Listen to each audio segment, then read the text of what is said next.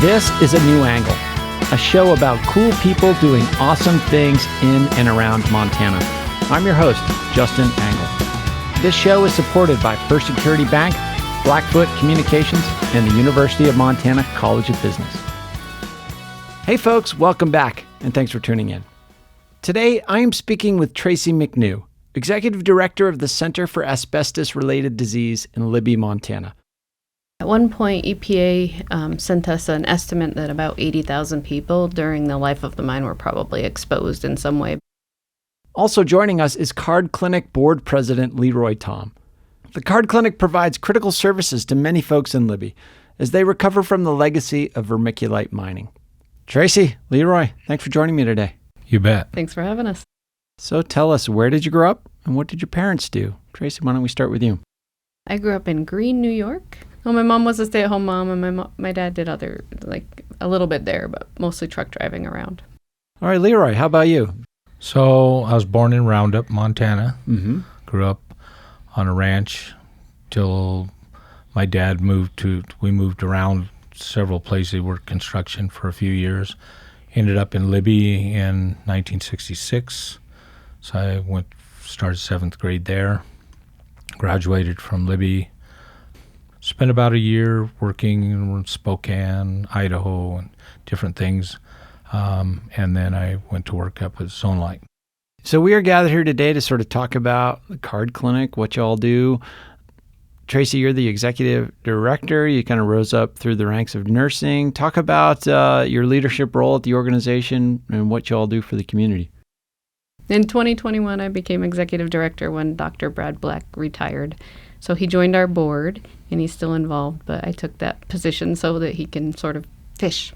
So we have a patient population of around 9,000 people that we've seen, some diagnosed, some not, but all exposed or potentially exposed to Libby asbestos. What are the constellation of ailments that people are suffering from when we talk about asbestos-related disease? Primarily, we see lung disease that is chronic. So if you were to have a cancer, which is related to asbestos exposure, we would send you somewhere else because we aren't oncologists. Okay. So we deal with chronic lung diseases, which is asbestosis, pleural thickening, pleural plaques, that sort of thing. It's really similar symptomatically to chronic obstructive pulmonary disease. LeRoy, talk about your connection to the organization and why you are serving in a board role. Okay, so former worker up at the mine, 17 years. Okay, we should just pause and what are y'all mining and why has it been a problem for the community? It's just something that, I assume many listeners know about, but maybe not all. So the product that was mined there was a vermiculite. Mm-hmm. And the problem with the vermiculite is it also carries an asbestiform type of asbestos. And so in the separation of the flotation of the products, the asbestos floated with the vermiculite, so it became a part of the vermiculite product that was sold to the general public. And this asbestos product can cause these lung ailments that Tracy mentioned a few moments ago. Yes. Okay. So you worked in these mines? Yeah, I worked up there for 17 years. Wow. It's an open pit style mine. I was in the mill portion. I was a millwright, so we worked in all facets of the mining, all of that related to the equipment and stuff like that. And is it like a stone or a fiber, or like what's the product that you're mining sort of look and feel like? So it's a mica. Okay. So it's in layers, and when you apply heat to it, it expands to like 17 times its normal size. Oh, wow. Which made it an insulation product. Okay, so 17 years in the mine. Bring us up to speed as to why you are serving in a board role with the Card Clinic. So after the shutdown, I was involved in the shutdown, and after it was gone, the EPA came in, and they had a board of community people that was involved, mm-hmm. and I attended a couple of meetings. I was asked if I could attend, and I looked around, and there was nobody that was a former worker that was being represented. Oh. And so I was also the president of the last president of the union that worked up there. So I said, well, somebody needs to represent workers, not just the community. Yeah.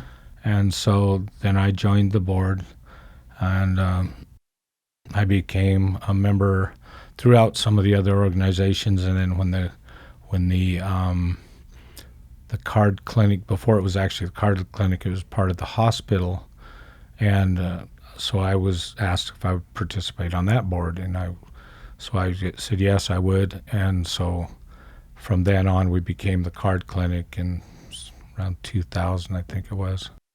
So you're around this material for years and the years since. At what point do you start to think that, it might be dangerous outside of the normal dangers of mining? Right. So when I went to work up there, it was classified as a nuisance dust. Okay. And to me, coming off of ranching and farming, nuisance dust is no longer than hay dust or any other dust. I didn't consider it to be It's a nuisance, right? Yeah. It's not a health risk. Right, not a health risk.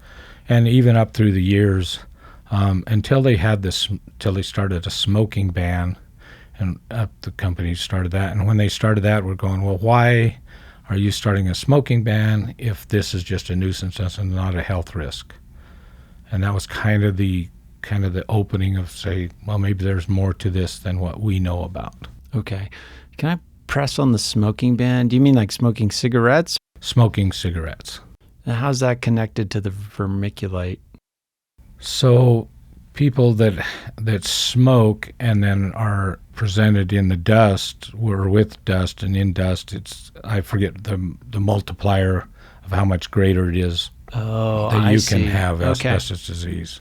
Right, so it's sort of a compounding factor. Yeah, the risk isn't additive, it's multiplicative, I think, between asbestos exposure and smoking as far as risk of lung cancer goes. Gosh, so the company says you're in a job that's exposing you to some degree of risk through this dust, and we're going to tell you can't smoke because that increases the risk.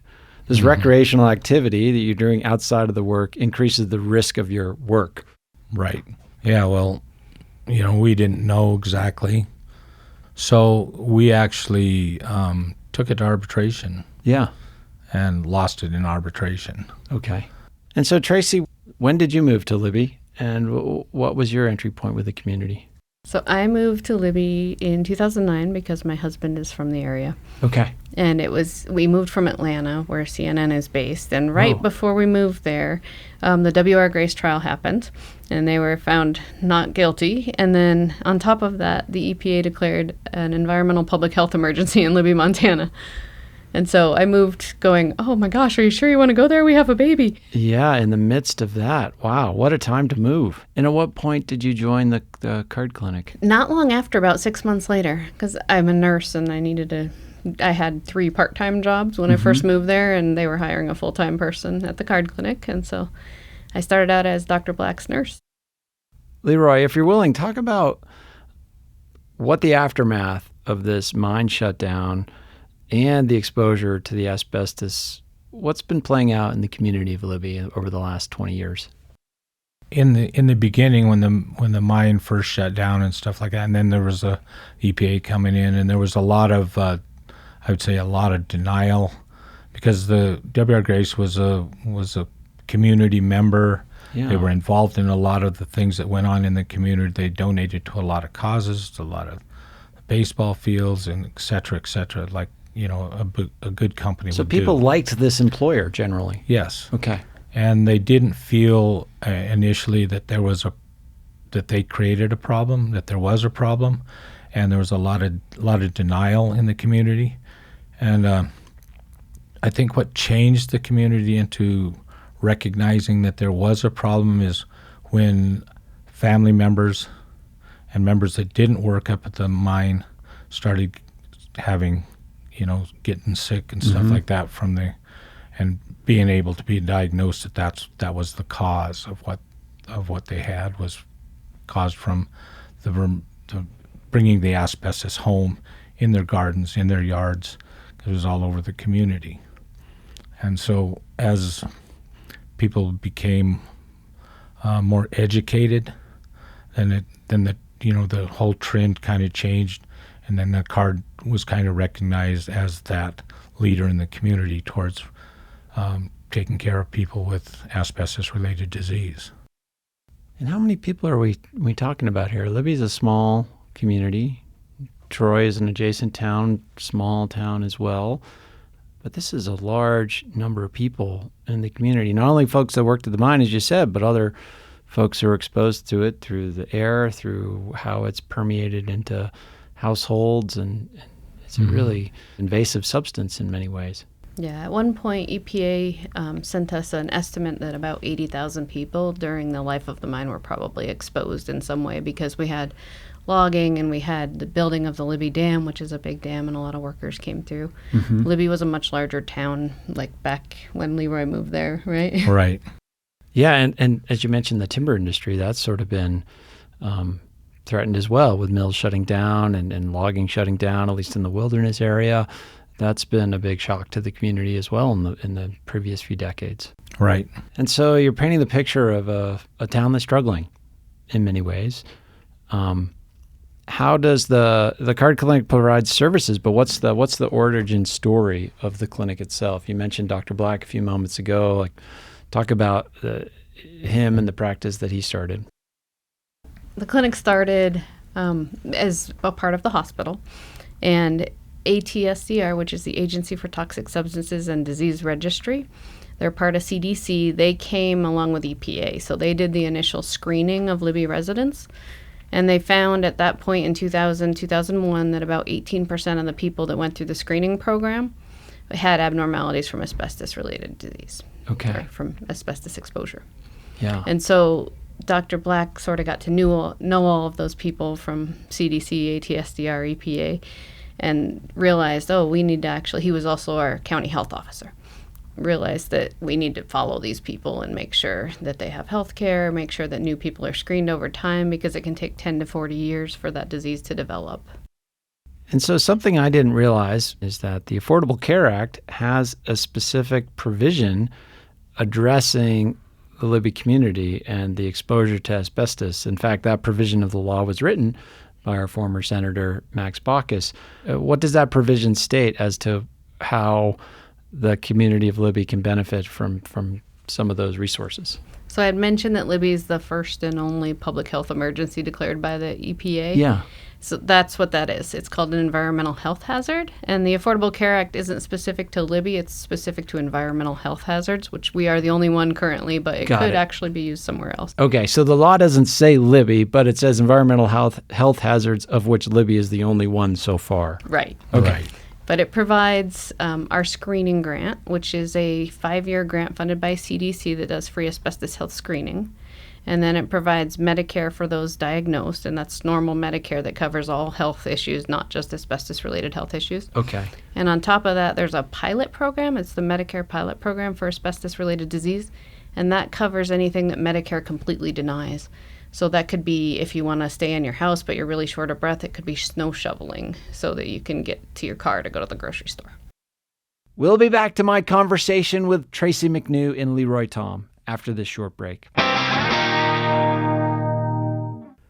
A New Angle is proudly presented by First Security Bank, Blackfoot Communications, and the University of Montana College of Business. This show does not happen without these pillars of our community, and I'm so grateful for their support and encouragement. And speaking of support, have you checked out our new website yet? anewanglepodcast.com. There you can support our show directly with a variety of subscription options. Subscribers get access to bonus episodes, additional segments, writings, and other benefits. So check it out at anewanglepodcast.com. This is John Twiggs with Montana PBS, and you're listening to A New Angle. Welcome back to A New Angle. I'm speaking with Tracy McNew and LeRoy Thom from the Center for Asbestos Related Disease in Libby, Montana. And so along the way, you are sued by BNSF, Burlington Northern Santa Fe Railroad. And that seems like an odd thing. We're not going to get too far down the weeds of the case itself, but why is BNSF suing you? In some form, they're trying to reduce their liability. So they were named as one of the responsible parties in the Superfund settlement, I guess? Mm-hmm. Mm-hmm. Yes. Why were they responsible? Because they're transporting Because they were vermiculite? transporting through the town. Okay. There was a loading facility in the town. There was also a loading facility along the tracks up by the mill. Okay. 7-8 miles out of town.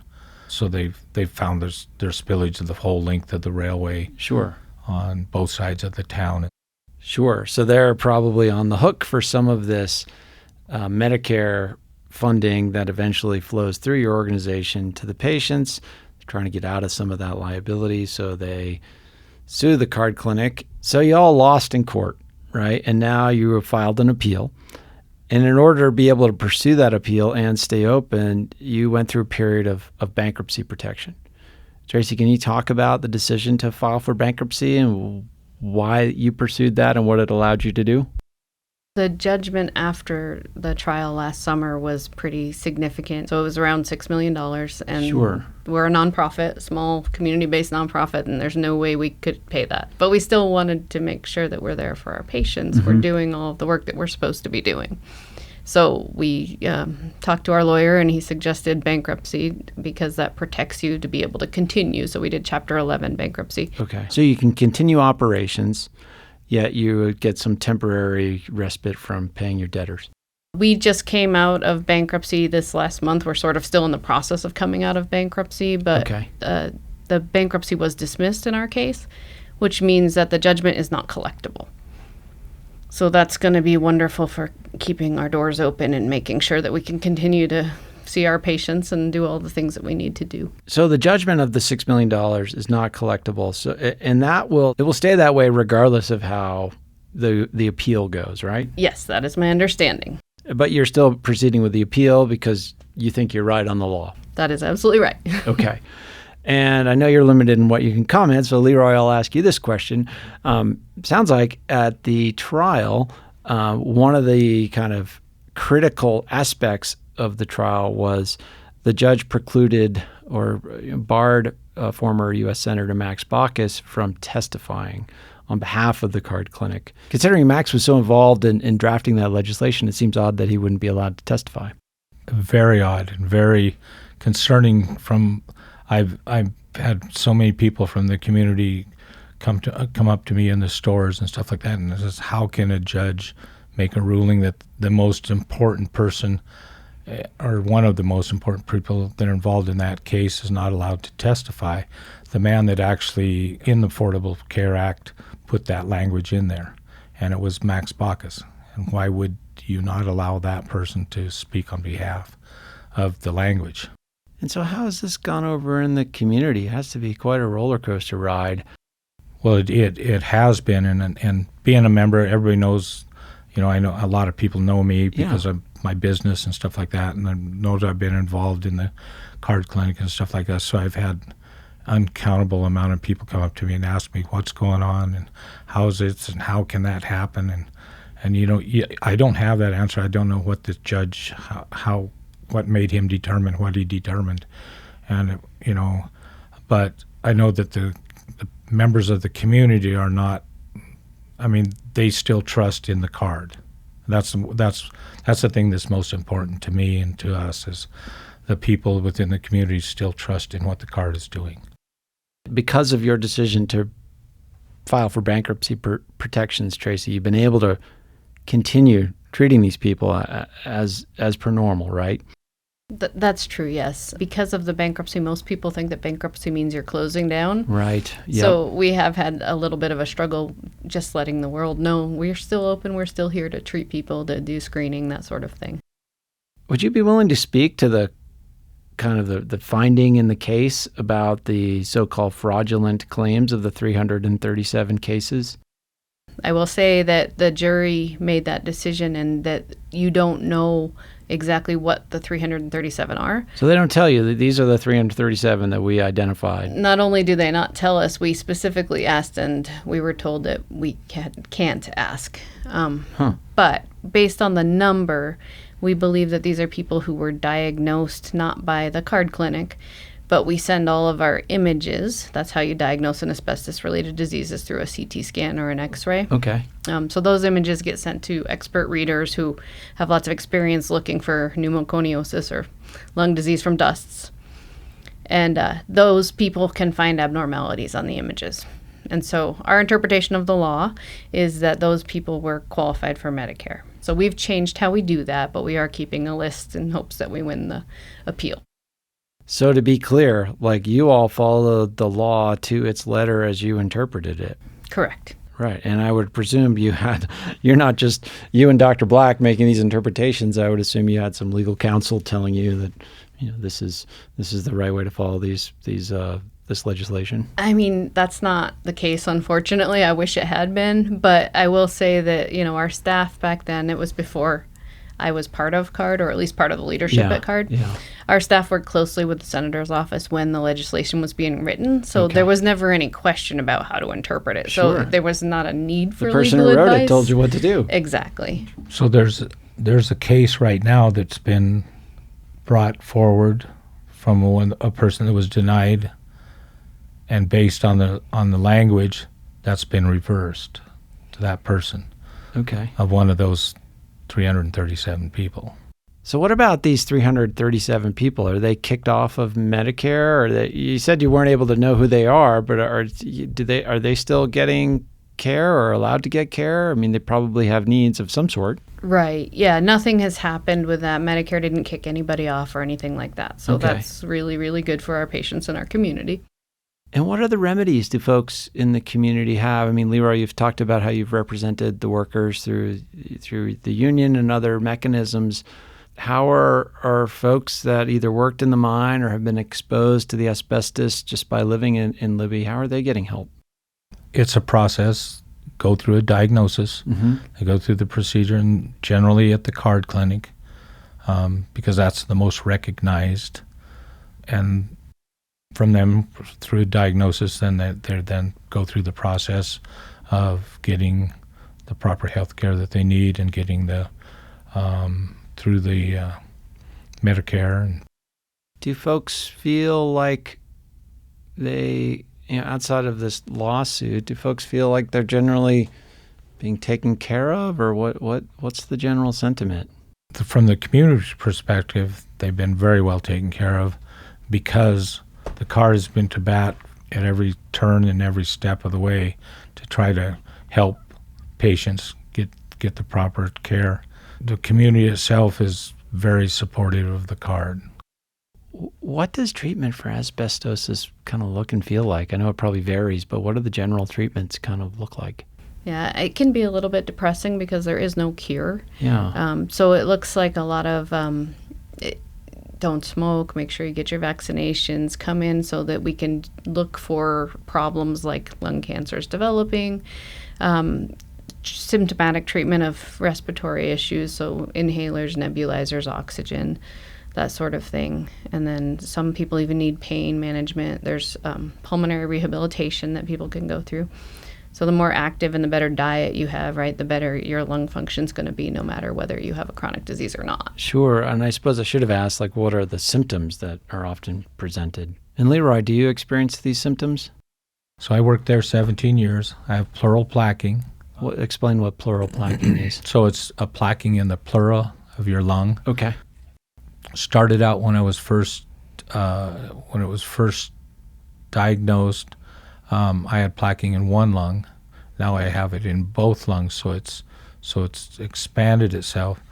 The good thing from my perspective is that my lung functions are still excellent.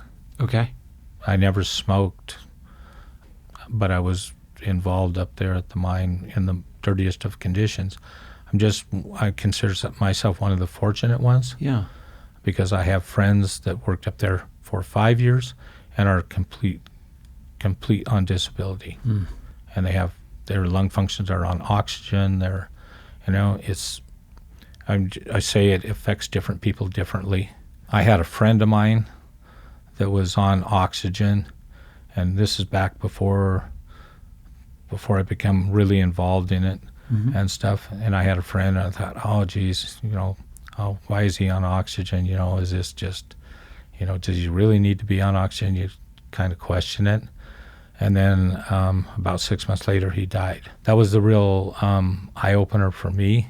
Yeah, it sounds like this dedication you have to card clinic and the other, and your fellow workers, and trying to give back to this community in a leadership role is, sounds like those experiences energize those efforts. It's just something I need to do. Tracy, talk about, working with LeRoy and other folks in the community. I mean, you sort of came into this role somewhat reluctantly, and now you're right in the middle of it and have been for a number of years. What does this work mean to you? Why do you stay at it? Yeah, it is huge. And as a nurse, I think I like to think we're all pretty caring to begin with, or we wouldn't have gone into that profession. The ones I know are, certainly.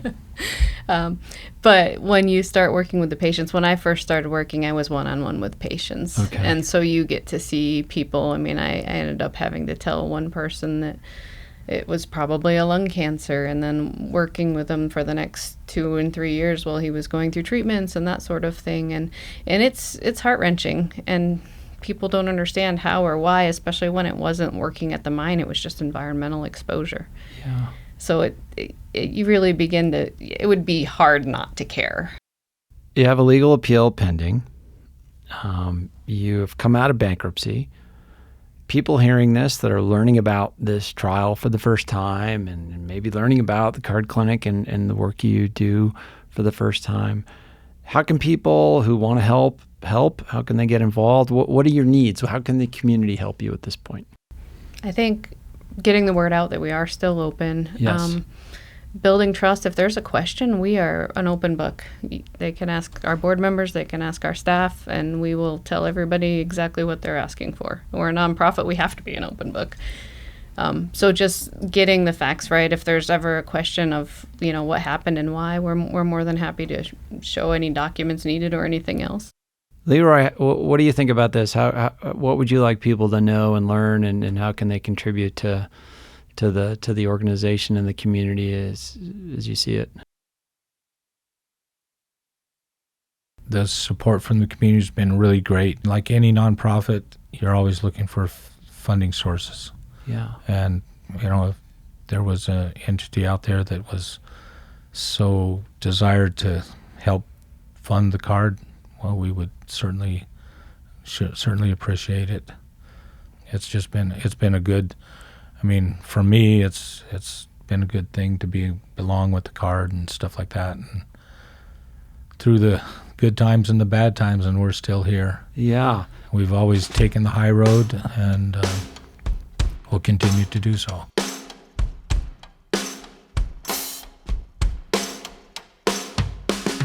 Thanks for listening to A New Angle. We really appreciate it. And we're coming to you from Studio 49. Generous gift from UM alums Michelle and Lauren Hansen. A New Angle is presented by First Security Bank, Blackfoot Communications, and the University of Montana College of Business, with additional support from Consolidated Electrical Distributors, Drum Coffee, and Montana Public Radio. Keely Larson is our producer. Maddie Jordan is our production assistant. VTO, Jeff Ament, and John Wicks made our music, and Jeff Meese is our master of all things sound. Thanks a lot, and see you next time.